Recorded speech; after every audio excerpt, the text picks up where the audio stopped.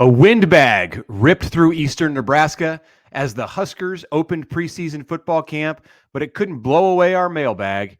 That's next.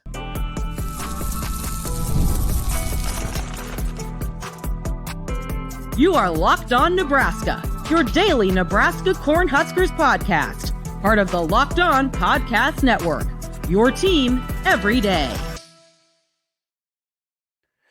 Good morning, and thank you for making Locked On Nebraska your first listen every day. We are free and available wherever you get podcasts and on YouTube, part of the Locked On Podcast Network, your team every day. And today's episode is brought to you by Game Time. Download the Game Time app, create an account, and use the code LOCKEDONCollege for $20 off your first purchase. Terms apply. All right.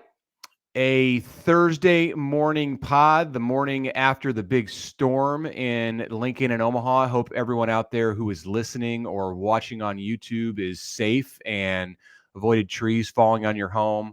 I hope if you don't have power that you have it restored soon. We are going to muddle through and make it into August. It is August 1st, so football season is here.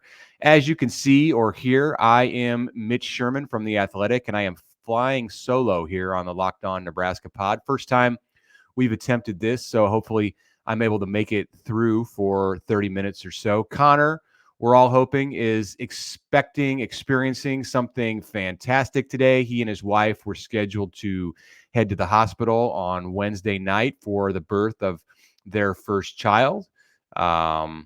Wind in the immediate before period before they were set to go in, topped out around 80 miles an hour in some places, caused a lot of tree and property damage. We will share. So hopefully everything went good there for Connor and the Happer family. We will share the news here on the Locked On Pod as soon as we hear from him. He's expecting to be back Monday, but this is his first child. So basically, like all first-time parents, he has no idea what he's walking into, no matter how much advice he's received. If he's back on Monday, congrats to him. If he needs a few more days, we'll get through this. All right.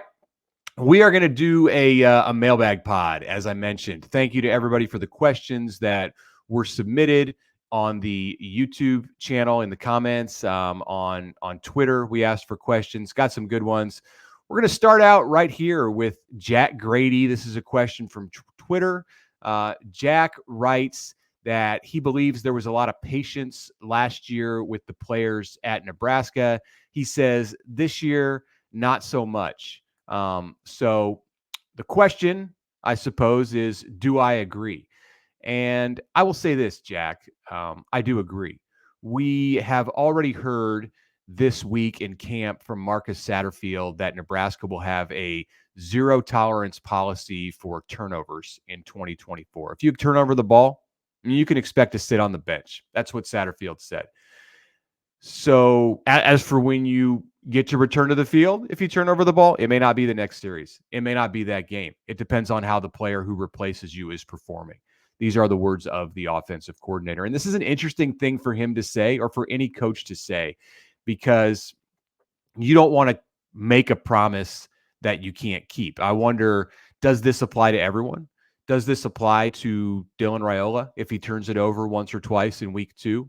Does it apply to Thomas Fidone or Jamal Banks or Jalen Lloyd, important playmakers on the Nebraska offense, if they lose the football? At running back, I can actually see this being enforced because Nebraska does have 4, maybe even 5 backs who are somewhat of equal playing ability. And if one of them develops a fumbling issue, you have to look at the others. I believe the next guy has the talent to jump in and play above him.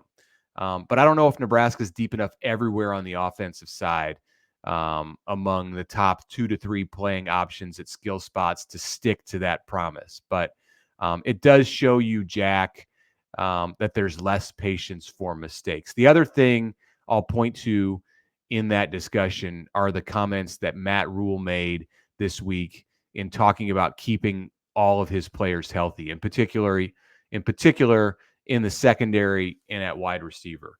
where Nebraska has a lot of bodies. Rule says it is not about equity.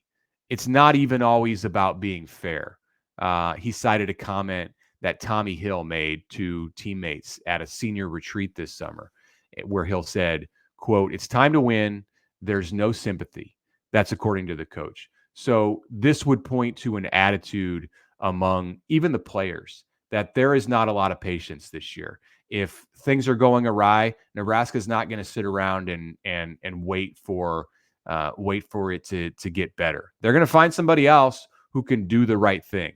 And I think that's a healthy attitude to have on a team that expects to be playing in December or January. So there you go.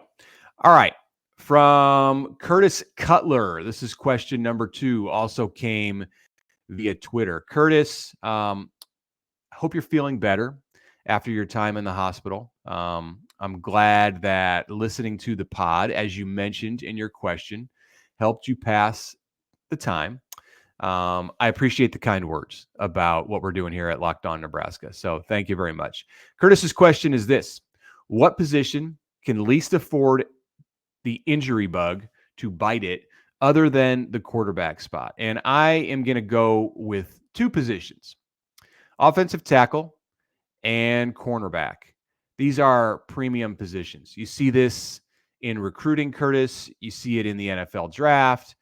So Nebraska has at offensive tackle 2 Big Ten caliber ready-to-go players. You have Teddy Prohaska, who lines up on the left side. He enjoyed an injury-free season last year, his first one of those in 3 years at Nebraska, and took again to the left tackle spot in midseason after Turner Corcoran suffered an injury. Nebraska had been playing it slow with Teddy, making sure that he did not repeat the pattern of losing his season to health issues, to medical issues, when he wasn't ready physically to handle a major load. So Teddy in his career, I think Nebraska fans understand this who have watched him, has not been perfect every game. But I would say consider that what he's gone through with 2 major injuries and the fact that he was rushed into action as a true freshman, which is just a very difficult thing to do in the Big Ten. He made the second start of his career against a Michigan team that won the Big Ten and ended up in the college football playoff. And Teddy was hurt in that game after he played well for a good portion of it. But now he's back, and I think he's made this climb in a way that works well, that works for him. He's back and he's entrenched.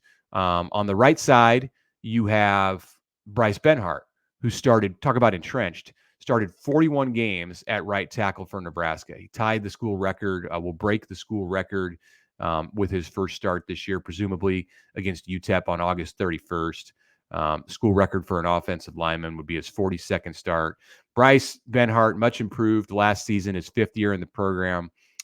So again, Nebraska is in good shape at the offensive tackle positions. But if one of these guys goes down, you're looking at a situation where maybe you have to slide Turner Corcoran into that spot. I believe he's much better suited as a guard, a utility lineman, maybe a backup tackle, somebody who can play various positions, possibly even a backup center, though I don't know if that's where Nebraska's looking at him right now. It would be either Corcoran moving into a tackle spot if Nebraska had an injury, or you'd look to Gunnar Gatula or Tyler Knack to take over. Both Gatula and Knack are progressing well in the program. They will have their day. I definitely think Grant Bricks is another guy who has a bright future at the offensive tackle spot, but he's a true freshman. All 3 of those guys need some time. And to put them into a starting position because of an injury would potentially destabilize quite a bit on the offensive line. The offensive line's got to be in sync, and playing a true freshman in place of a Teddy Prohaska or a Bryce Benhart could be very disruptive to that entire group up front. So that's an important position to stay healthy. And then the other one I mentioned is cornerback. You've got Tommy Hill, and then someone else. Is it Syer Wright, the new guy with experience from USC? Reading between the lines from what Tony White said this week, the defensive coordinator, I get the sense that Sire Wright might need a little time to get acclimated to what is being expected of him. So is it Bly Hill, the transfer from St. Francis of the FCS ranks? He won the job in April, but was then hurt in the spring game.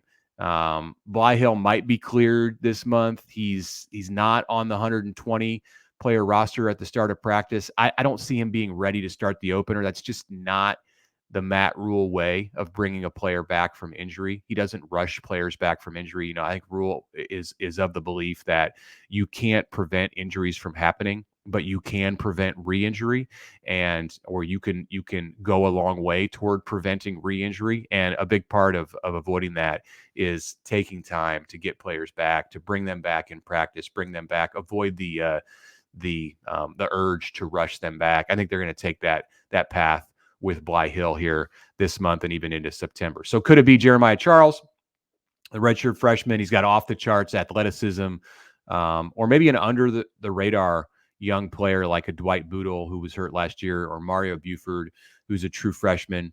If one of those guys has a big training camp, or even you could look to Malcolm Hartzog or Marquise Buford if Nebraska wants to go with somebody that has major experience. And then you're experimenting with a position change, although both of those guys have played corner at times in their career. We'll see what new secondary coach John Butler wants to do. But the fact remains, all of those guys are options. If Tommy Hill goes down, or if the injuries start to pile up on top of what Nebraska's already dealing with in Bly Hill, I think much like at offensive tackle, you start to have an unstable situation. So offensive tackle and cornerback, two spots where Nebraska cannot afford to get bit by the injury bug. Obviously, quarterback is the big one on this roster, and that was mentioned in this question, that we were not including QB in this answer. So, all right, made it through one segment without Connor here on a Thursday. Want to remind you to please subscribe and follow us on Twitter at LockedOnNEB. You can email the show at LockedOnNEB@gmail.com. If you're watching us today on YouTube, remember, when you're mobile, you can always find us on Apple Podcasts, on Spotify, all of the podcast listening platforms. When we come back, more questions from the mailbag.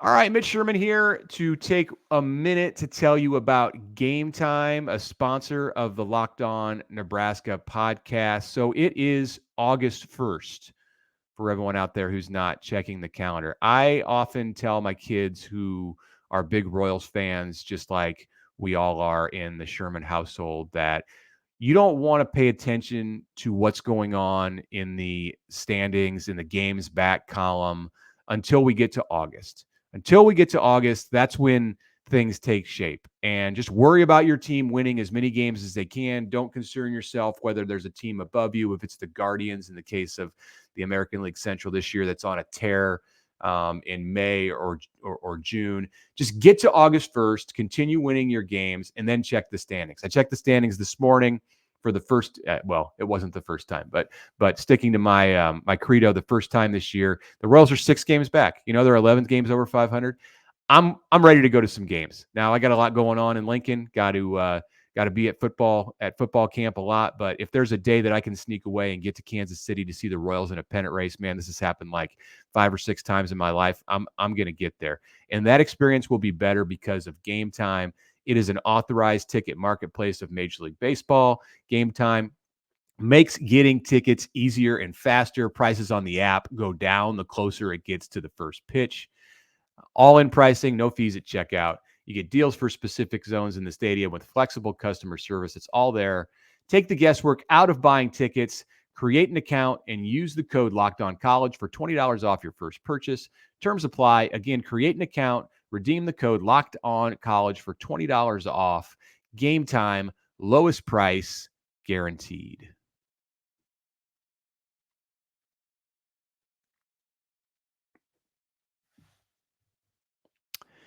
All right, welcome back in on this solo show Thursday. Mitch Sherman from The Athletic here. Connor is off tending to important family business. We hope to hear some good news from Connor by the end of this week and have him back with us on Monday or early next week as football camp gets into its first full week at Nebraska. As of now, one practice down if you're listening to this early on Thursday, two practices down if it's after, say, 10, 11 o'clock, which is probably the case. So two practices into preseason camp.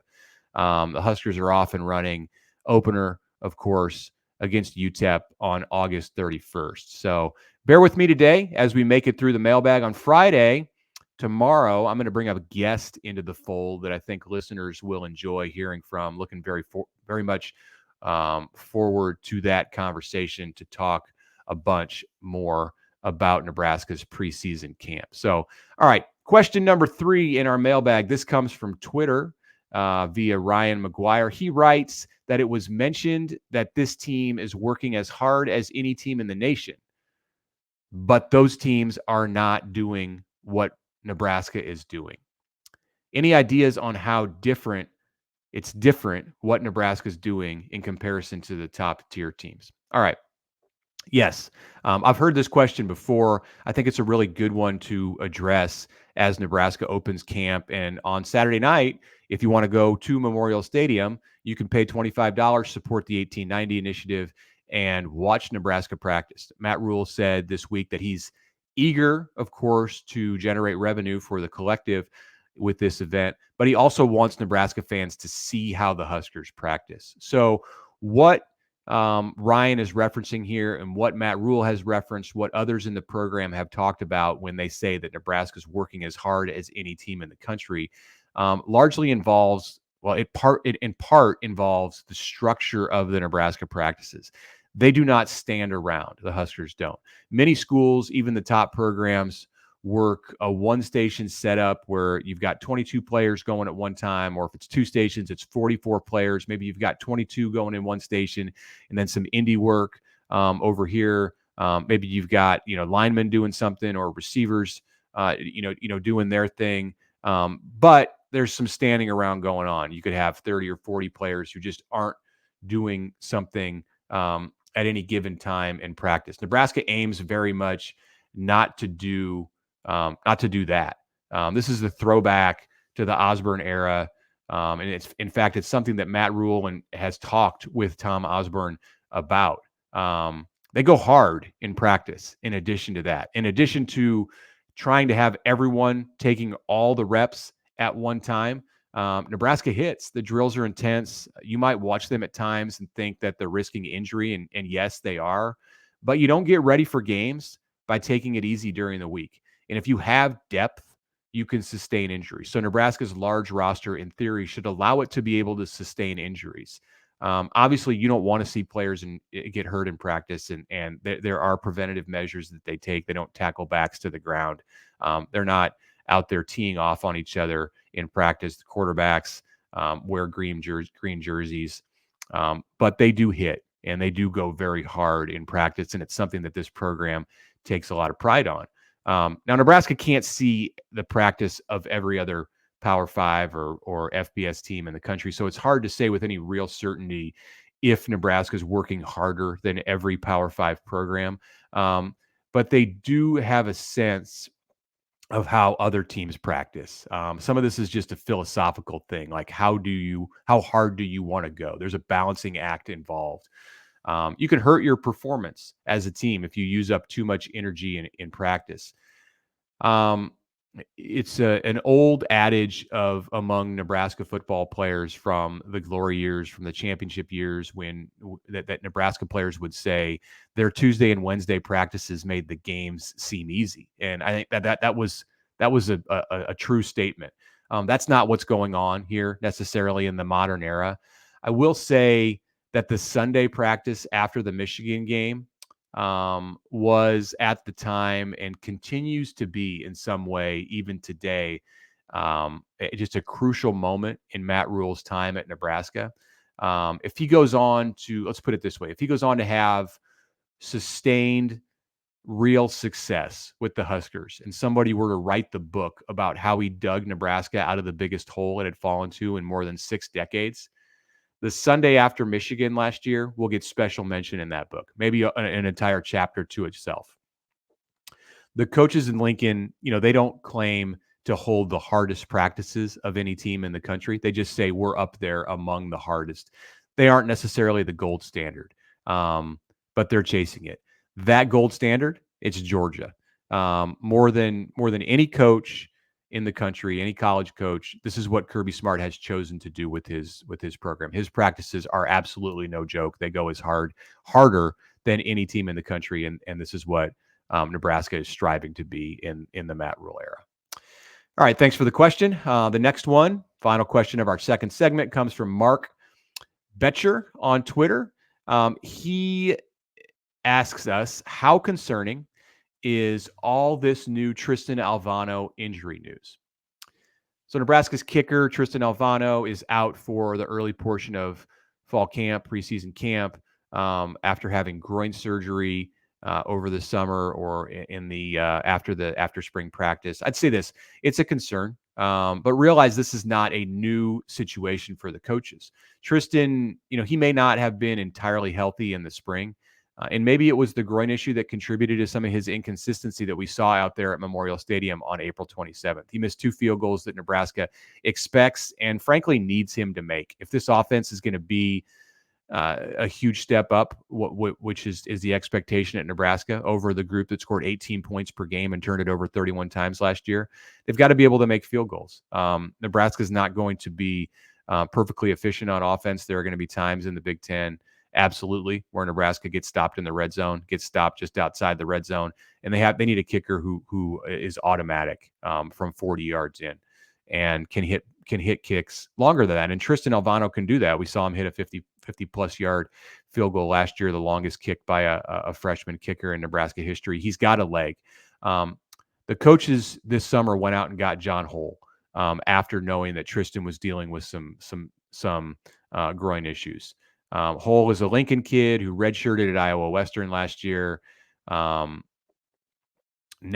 at the start of August, as Alvano is improving, maybe you have a 3-man race. Maybe you have a race between Nico Otto-Manelli, the true freshman that Nebraska found in New Jersey, Hole, the newcomer, and Alvano when he's healthy. I think Alvano has the edge to win this job when he gets back, assuming that he's back in full speed, full strength here at a reasonable time in August, that it's not like the end of August. Ed Foley, the special teams coordinator, said that he watched Alvano kick a few days ago. Foley can't coach Alvano in the summer, but he can stop in and observe a workout. And Tristan, according to Ed Foley at that time, was kicking well. He wasn't ready for kickoffs, to handle kickoffs quite yet. So you'd expect that he's not ready also to hit a 55-yard field goal, which he's capable of when healthy, but that's coming. They believe as the time gets closer to the middle of August that he'll get there. The fact is, though, this is an important spot. Nebraska's going to play in close games. It has to make field goals. It has to be able to kick deep on kickoffs. Brian Buschini, the Nebraska punter, he has a leg that can handle kickoffs too. So keep an eye on that in the opener. Who's handling the kickoffs?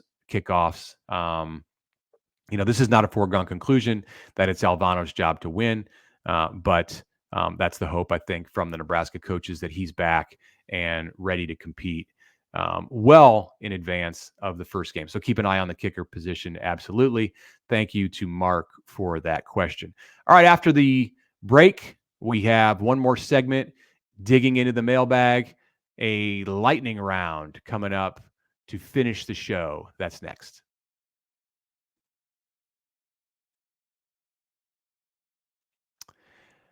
Passion, drive, and patience, the formula for winning championships, is also what keeps your ride or die alive. eBay Motors has everything that you need to maintain your vehicle and level it up to peak performance. They've got superchargers, roof racks, exhaust kits, LED headlights, and more. So whether you're into speed, power, or style, eBay Motors has you covered with over 122 million parts for your number one ride or die. You will always find exactly what you're looking for with the eBay Guaranteed Fit. Your fit is guaranteed to fit your ride every time, or your money back, because with eBay Motors, you're burning rubber, not cash. With all the parts you need at all the prices you want, it's easy to make your car the MVP. Keep your ride or die alive at ebaymotors.com. Eligible items only. Exclusions apply. Guaranteed fit. Available only to U.S. customers.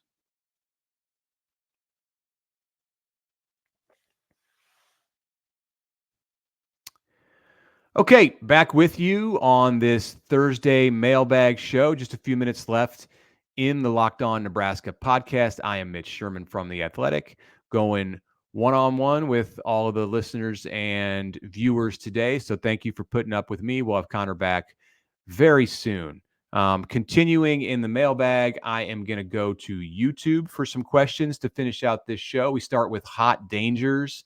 He wants to know if we can name baby Happer. Hot Danger's recommendation is to go with Reggie or Reg. I will pass that along. In addition to my choice of Bobby, which is named after our favorite baseball player in Kansas City. Not sure any of that will matter to Connor and his wife, but no concern here in passing along. So thank you, Hot Dangers, for that advice. All right, next question comes from Rise Like an Eagle on YouTube. He wants to know more about the punter training at Nebraska. The question is, do they spend a lot of time on directional punting with onside kicks, on punting inside the 10-yard line? Yes. Brian Buschini, every time I talk with Ed Foley about Brian Buschini, the message is this: he's a pro. That's also the vibe you get from Brian Buschini. From the first time I talked to Brian when he was transferring to Nebraska from the FCS, he talked about his goals to be an NFL punter. He talked about the scientific nature of the punting game. He has worked this offseason to change his body, according to Ed Foley.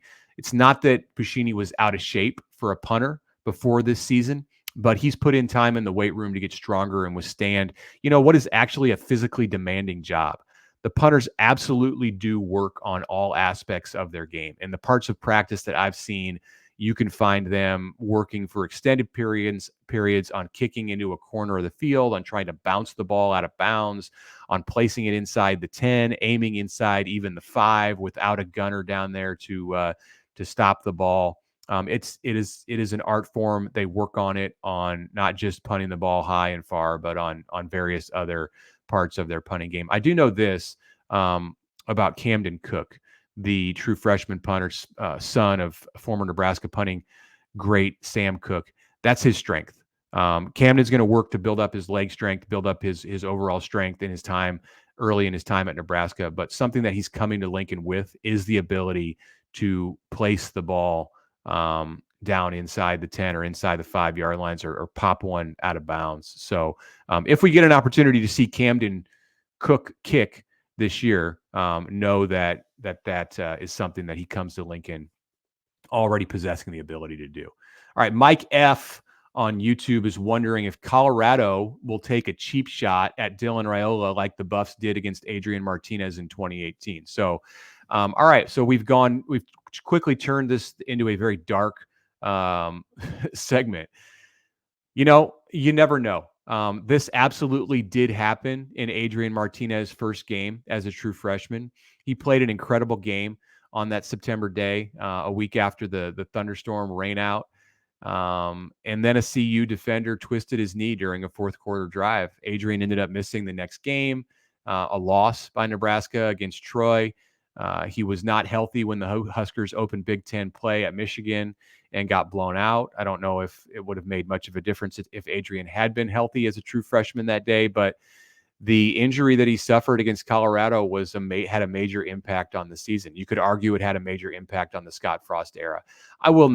You cannot assume that just because it happened once against a rival that there was bad sportsmanship on the part of one defender, that it's going to happen again. This is going to be an intense game on September 7th. That kind of stuff happens probably, or is attempted more often than you'd think. Dirty play. It's real in college football. Here's something to keep in mind. Colorado has an important player too, playing the quarterback position. Shedeur Sanders, he's a Heisman contender in some books, even a front runner. And part of what keeps the team from acting this way is the very real concern that retaliation would occur. So I don't think there's a need to be overly concerned about the Buffs trying to hurt Dylan Raiola, but good question. Jeff Hill on YouTube asks about what it means to be on the 120-man roster. He wants to know if those players are the only ones who can practice or if it's a fluid list. Okay, yes and yes to some degree. Nebraska has approximately 145 players on its roster. 120 get an invite to camp. Camp started Wednesday. Next year, it's looking like that number will be 105.